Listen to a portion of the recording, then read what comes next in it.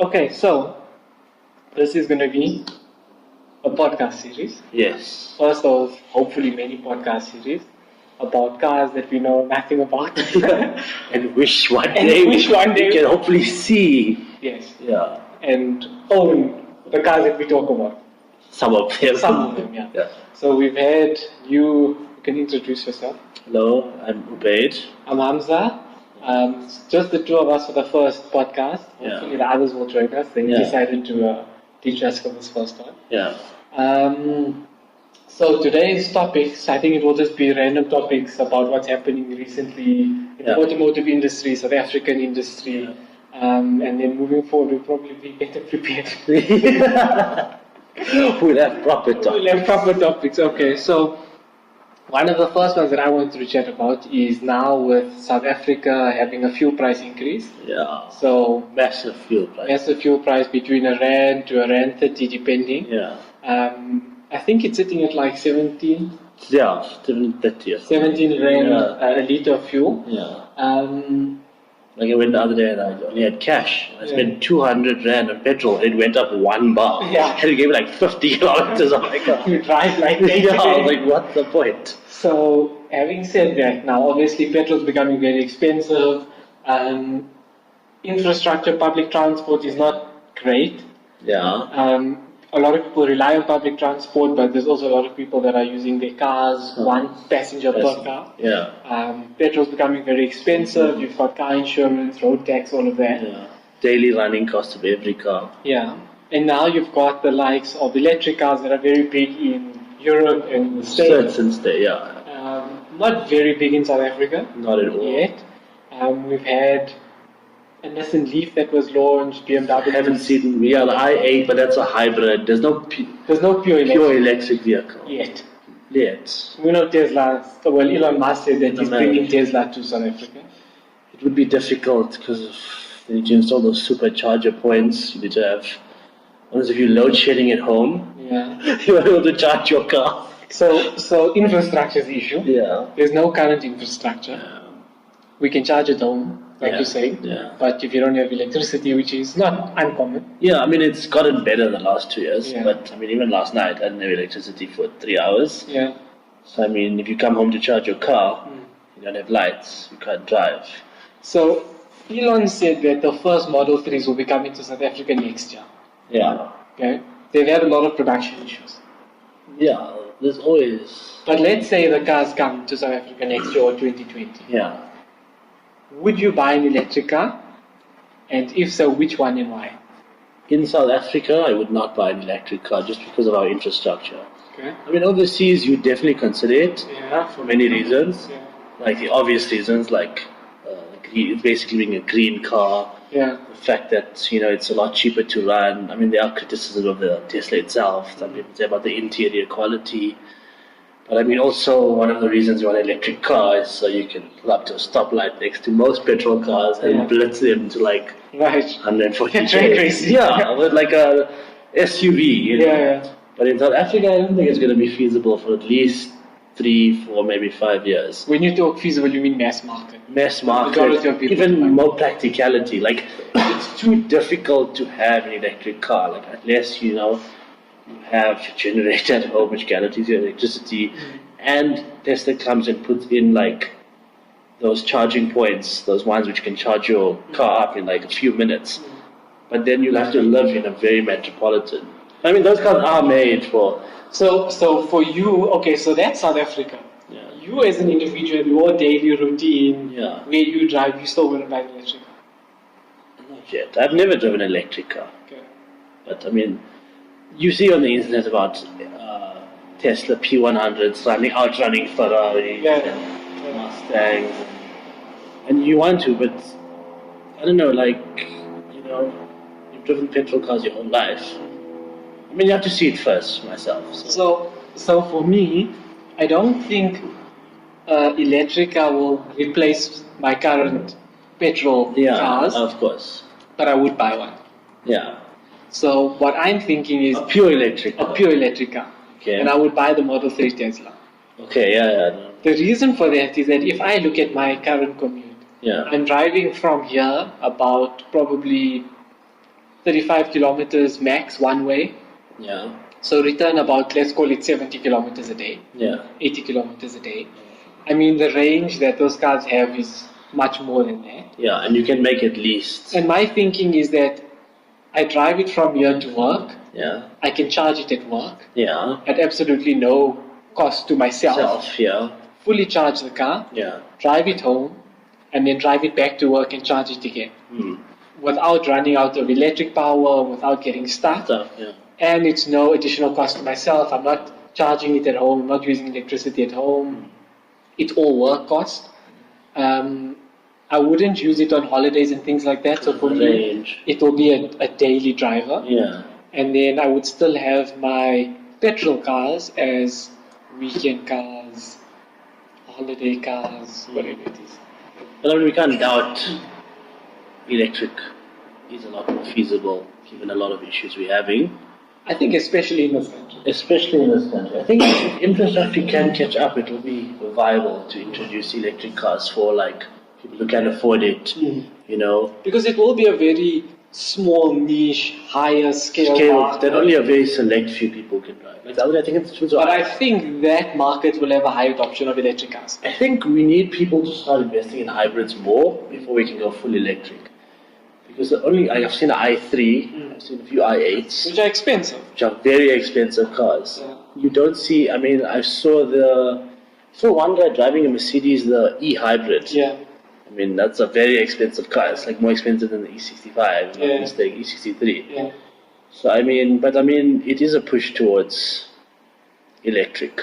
I think that. But I mean, at the end of the day, yesterday there was a guy in a C63S pulled next to me. I pulled out my window just because I want to hear that V8. Yeah. You almost that. So I don't think, that's what I'm saying, for me personally, I don't think it will replace. No, it won't replace, it will just be something in addition to. For practicality, for environmental reasons, and because of pricing, and provided also, the infrastructure is there. So for me, it's two things. So one is financial, is that if I don't have to spend on petrol, which is quite a lot for me. Yeah. So if I don't have to spend on petrol, and I'm charging at work, I'm already saving 4,000, 5,000 easily. Yeah. Which is another payment on another project car petrol. Do you know what I mean? Yeah. So that's one reason, and then obviously with that 5,000 rand saving, I could put it towards paying for that car in a sense. Yeah. And it's modern, it's got all the technology, the features. Because we know Tesla, their entertainment system, they're fully integrated. Yeah. It's beautiful, you know. So I think that's why, like you're saying, I don't think it would replace petrol cars because I still and you could live for those miles between, you know. Exactly. So, and I think that the higher, scale people in the country will adopt it. Yeah. I think they'll buy it. I think their commutes are also fairly not crazy. Not, within reasonable of the range of their lifestyle. Yeah. I think it won't be the primary car in the house, but I think it will be one of the cars people have in their homes. Yeah. And I think hybrids.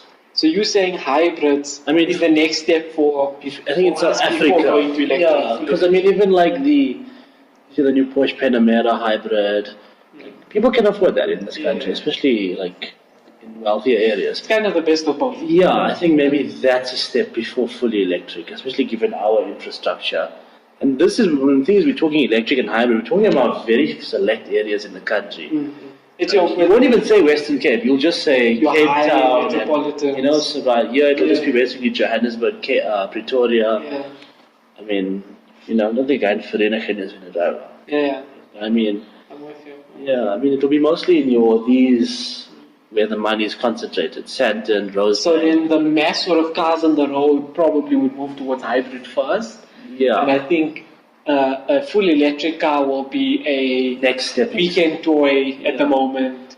Or maybe the next step in something daily, but the people who buy it, let's say next year for them, they'll be basically the forefront. They'll use it for maybe just a weekend toy. They use it for entertainment purposes. So they are nice cars, even the appeal, like the boy appeal, having an SUV and outrunning, And then the other thing is, you're talking about infrastructure, is that support for the cars in South Africa. You need a government. We don't know how it's going to be. First from an infrastructure, but then also from like a support of the car. So is there going to be Tesla Well, it's gonna dealerships be- opening up? And they're gonna the same thing. There's charging points. Their charging And points. also, will the government support a move towards green when we have so many issues Other in South issues. Africa? Yeah. But then also, let's say, however the Teslas are sold, is it going to be sold through other dealerships? Or through a direct Tesla. Through a direct Tesla I dealership? think in Africa, South Africa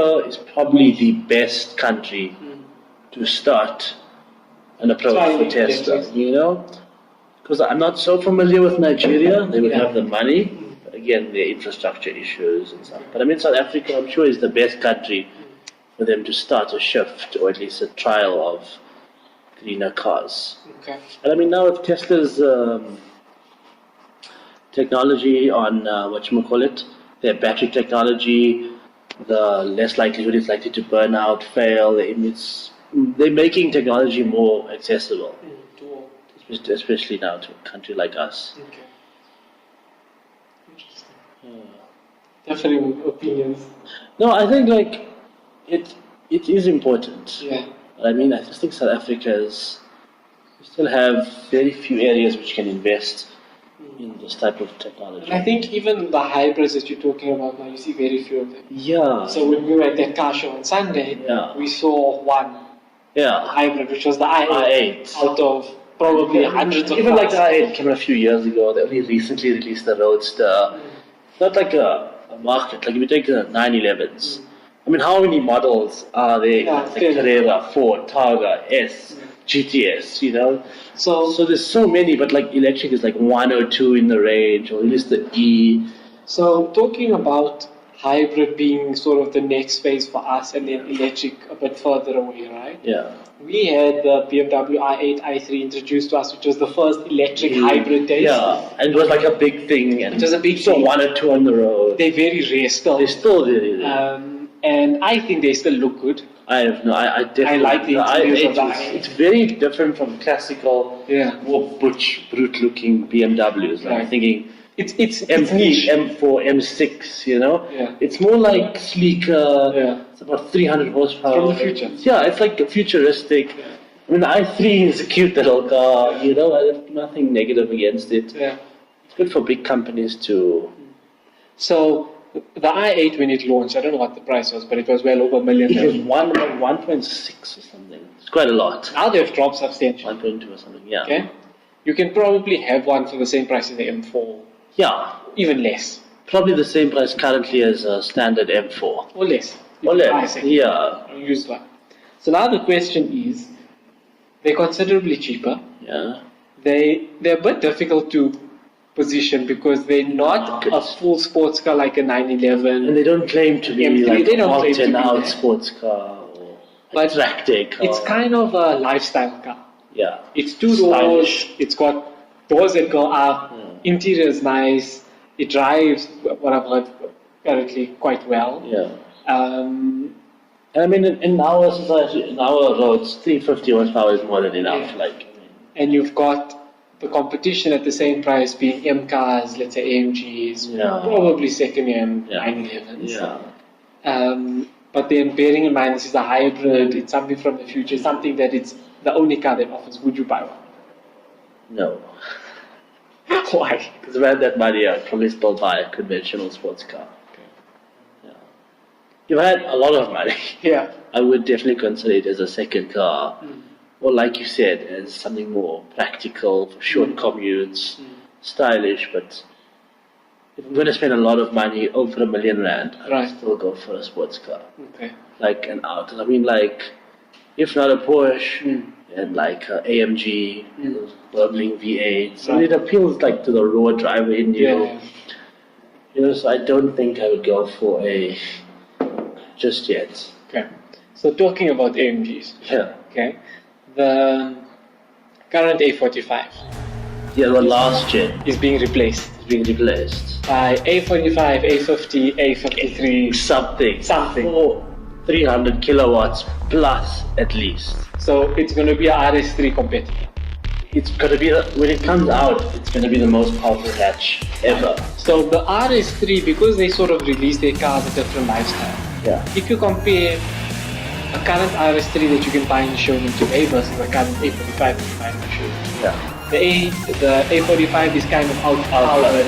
The RS3 is beautiful.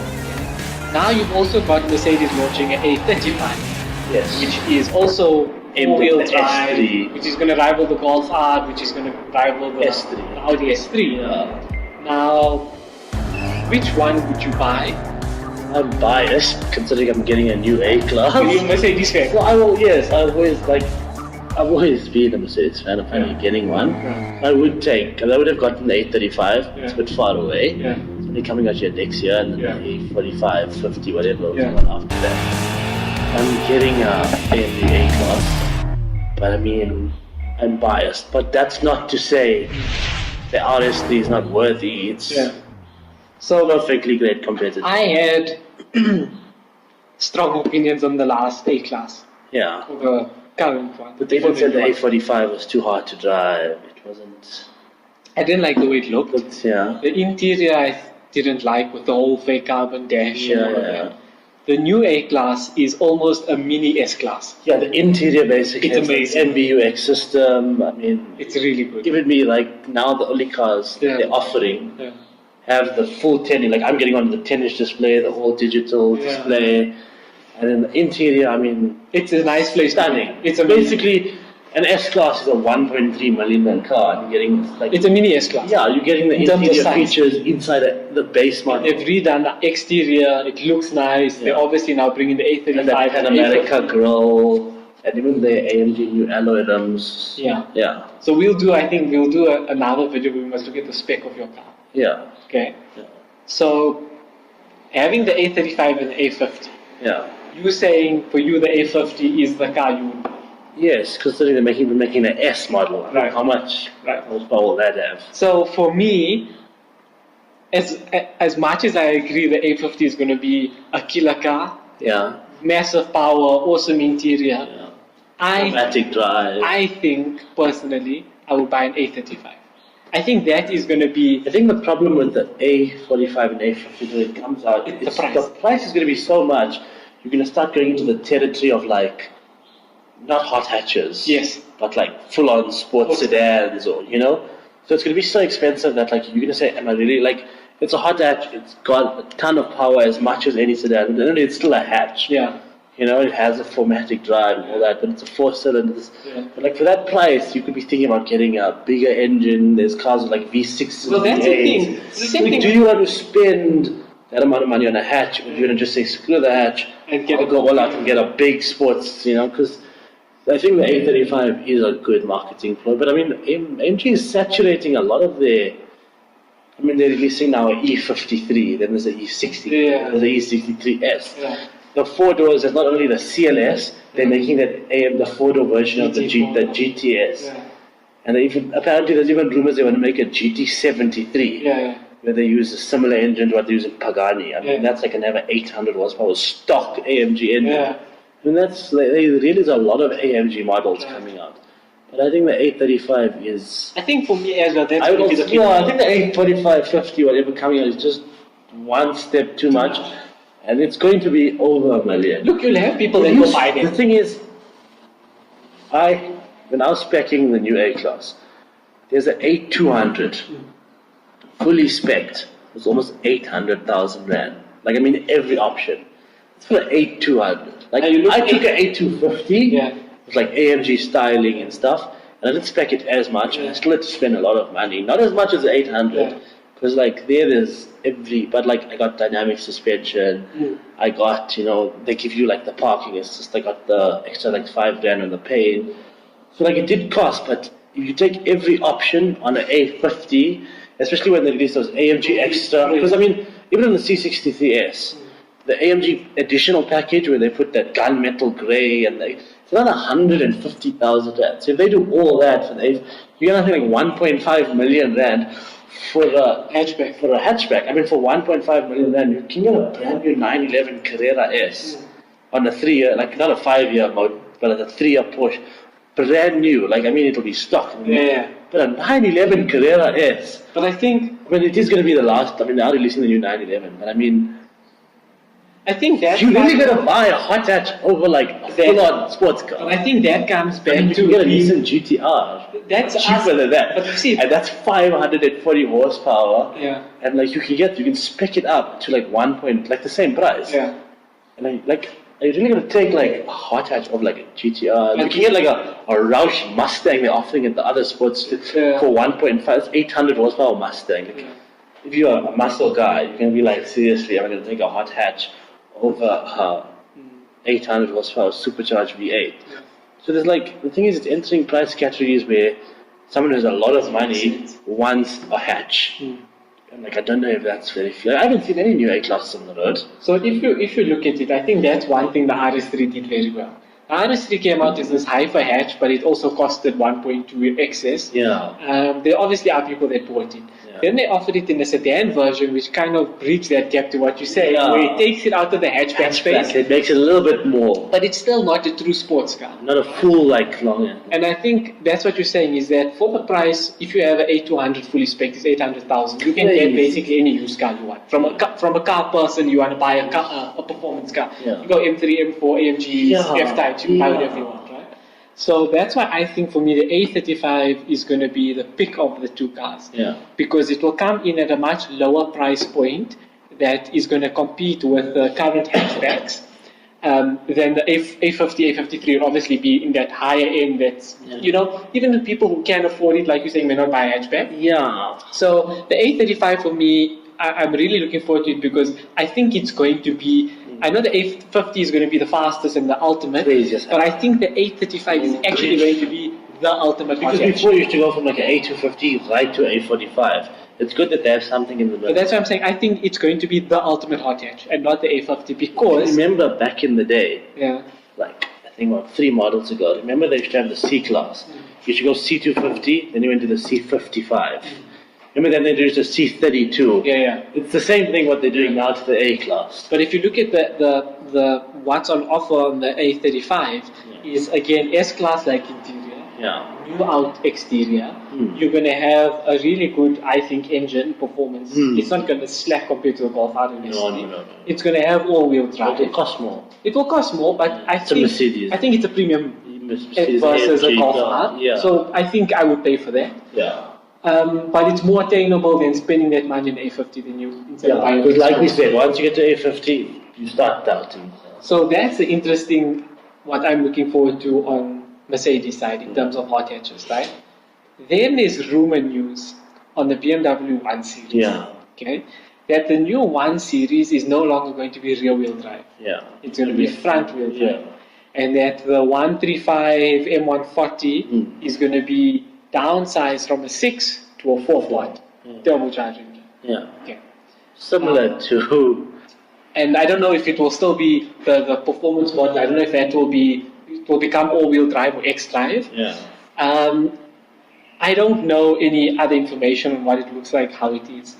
But I think, and I may be very wrong if it does happen, but I think that's going to lose a lot of customers. Yeah. Because it had its customers when it was the old one. Why would you buy a 135 140? Is because it's got a 6 up front, it's a rear-wheel drive, it's a fun car to drive. If you wanted an all-wheel drive drag monster, you can buy a S3, RS3, you can buy a Golf R, and now with the Mercedes A35 coming, you can buy that. Yeah. If you wanted a track manual car, you can buy a Civic Type R, you can buy Megane, you can buy the Hyundai, whatever it is, you know. So for me, the 135 or the 140 cemented its spot in the hot hatch category because it was rear-wheel drive, bigger engine in the front. I think moving to a smaller engine, and if it does become all-wheel drive, I think we'll lose a lot of customers, and I think only the die-hard BMW fans will buy more. Because I think in that market you can buy a better interior, which is the Mercedes. You know, if the Mercedes is going to come with the A50, whatever, you can buy the RS3, you can buy the A50, which is going to have more power. Yeah. You know, so why would you buy a 140? I agree with you. I think that's going to be I mean, interesting to see if that happens.